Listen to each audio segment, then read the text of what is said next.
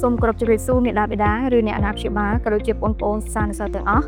ជាទូទៅមុននឹងចូលឆ្នាំសិក្សាថ្មីសាលាតែងតែរៀបចំកម្មវិធីបើកបបិសនការឆ្នាំសិក្សាថ្មី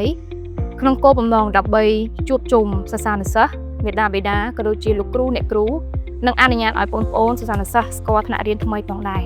ដូចនេះខ្ញុំក៏សូមគោរពអញ្ជើញមេដាបេដាអ្នកអាណាព្យាបាលក៏ដូចជាបងប្អូនសិស្សានុសិស្សទាំងអស់ឲ្យទៅជួបជាមួយនឹងគណៈគ្រប់គ្រងសាលារបស់យើងអំពីការរៀបចំនៅកម្មវិធីបើកបបិសនការនាពេលខាងមុខនេះថាតើសាលារបស់យើងបានរៀបចំកម្មវិធីអ្វីខ្លះក៏ដូចជាផែនការសម្រាប់កម្មវិធីសិក្សាអ្វីខ្លះបន្ថែមទៀតផងដែរចា៎សូមជម្រាបសួរលោកគ្រូអ្នកគ្រូនេះខ្ញុំបានដឹងមកថាសាលានឹងមានការរៀបចំពិធីបើកបបិសនការឆ្នាំសិក្សាថ្មី2025-2026នាថ្ងៃខាងមុខនេះដូច្នេះនេះខ្ញុំសូមសួរថាតើសាលាបានត្រៀមខ្លួននិងរៀបចំអ្វីខ្លះសម្រាប់ថ្ងៃពិធីខាងមុខនេះបាទជម្រាបសួរអូន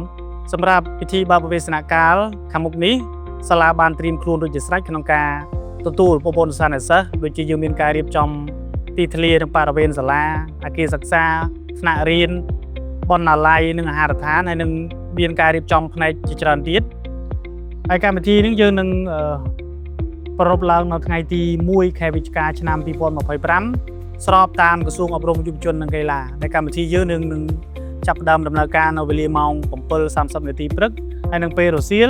យើងនឹងធ្វើនៅវេលាម៉ោង 1:30 នាទីរសៀលបាទក្នុងពិធីនឹងផងដែរក៏មានមតិសំណេះសំណាលរបស់លោកនាយក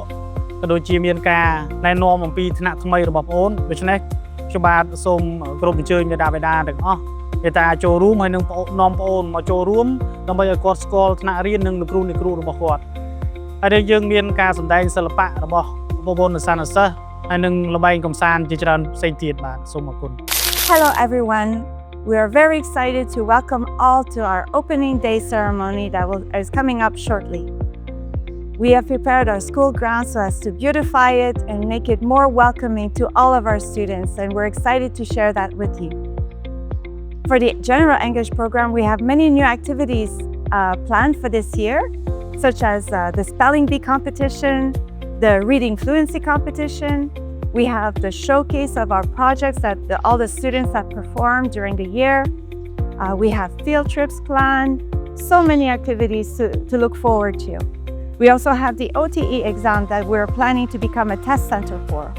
The opening day ceremony will be held on November 1st, 2025, as to follow the schedule of the Ministry of Education, Youth and Sport.